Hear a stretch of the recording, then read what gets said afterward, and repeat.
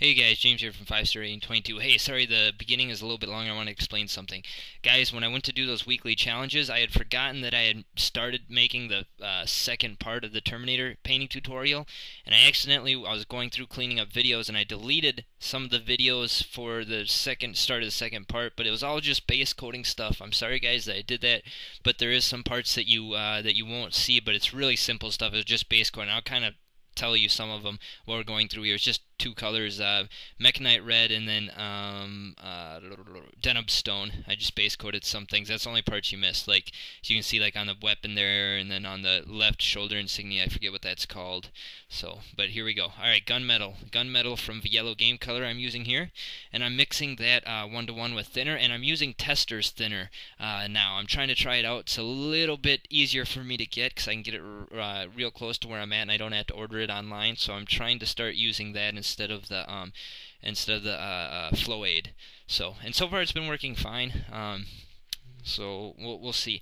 But what I'm doing here is I'm just picking out some parts that are going to be silver, like on the weapon here. I'm doing some of the Storm Bolter in gunmetal metal. It's called, from the Yellow Game Color.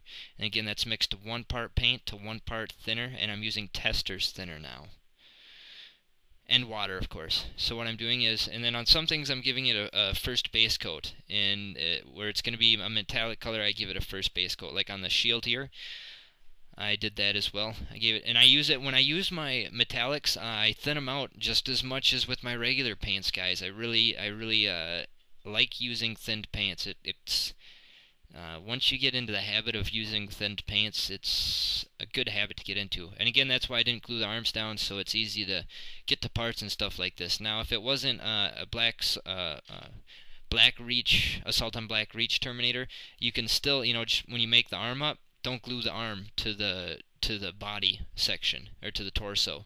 Just keep it separate. And then I did the casing on the Power Fist, as you can see there. So I did that, did the shield, did the bar on the flag banner, did the right hand's kind of casing there, and then I did the right thigh case guard there as well. Alright, so you can see there's pretty much right. And you can kind of see, like, I did mechanite red and denim stone was the two base colors that you guys missed. I did them on different things there, so just keep an eye out for that as well. I'll try to explain things. Like on the purity seals, I did denim stone on the bottom part, mechanite red for the actual wax stamp. Now I'm taking brassy brass from the Yellow Game Color, again watered down, actually a little bit more here. I'm using 1 part paint, 1 part thinner, and then a little bit of water as well to really thin it out. And you can see here I'm painting the shield with that, using again it's about a size 1 brush that I use for my metallics. Now, when I first started painting, well, not when I first started, but close to it, there was a guy that I used to talk to a lot down at the game club that I used to go to. And one of the things he told me that I still use to this day is when you're painting metallics, try to, instead of like painting it, pretend like you're staining it. You know, like you're trying to, you're very minimal amount of paint, very nice and thinned out, and you're just staining it instead of trying to paint it. What happens then is, it takes more coats to get a nice even coat on. It takes 3 layers, sometimes more. But what happens is you end up with a nice smooth coverage. With those metallics, a lot of the time you end up, it looks gunky, it looks so fake.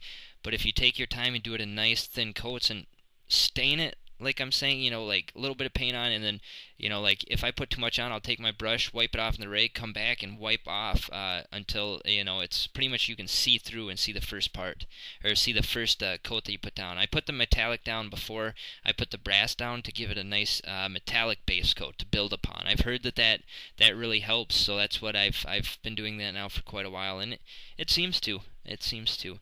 So you can see I did brassy brass on the casing of the Power Fist as well, on the right thigh guard, and then on the shield on the left shoulder as well. And again, I'm trying to pretty much, like I said, stain it, very minimal amount of paint, very nice and thinned out. It's pretty transparent for the first coat, but that's okay. And when you put on that first, you get an interesting effect actually with the metal underneath and doing it kind of like trying to stain it on, you know, that very thin coat. You get like a transparent effect, and if you do it all your brush strokes in one way, it's a pretty cool effect actually. It's kind of neat. I haven't used it on anything or found anything to use that transparency kind of look to it, but it's kind of cool, almost like it's a type of painting that you see out there where they do it transparent, kind of sketchy, almost like a, you know, sketchy look to it. It's kind of cool.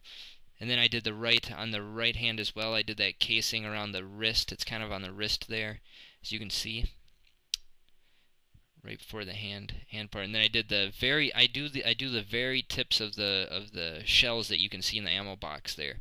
I do that just to add some color variation to them. I think it looks a little better. And you can see on the Stormbolter there too, I don't do all the parts in metallic. I leave some of it black, and then that top part, that's Deneb stone, that's base coat, that'll be done in white. But I do that, not a white, but it's close to a white. And then the top skull as well. I do that just to, I think the weapon looks better then, instead of being all metallic or no metallics. And I forgot to do this back piece. I do this back piece to add a little bit more of the color on. I don't know. It's the way I started doing it, so I've continued to do it. I don't know if it's the best, but I like it. And I did a little thicker on this back part just because I had forgotten to put down the base coat to it, but I did do it a little bit thicker. So, alright, so you can see I did the shield, the hand, the guard, the right hand guard as well, and then the front parts of the ammunition there, and the skull on top. And make sure when you're putting that on, you know, take your time, take as many coats as you need, nice thin coats. Stain it. It's like you're staining the part you're painting instead of painting it. I don't know. I thought when the guy told me it that way, it made sense to me. So I think it was Jeff that told me that too. Jeff was his name.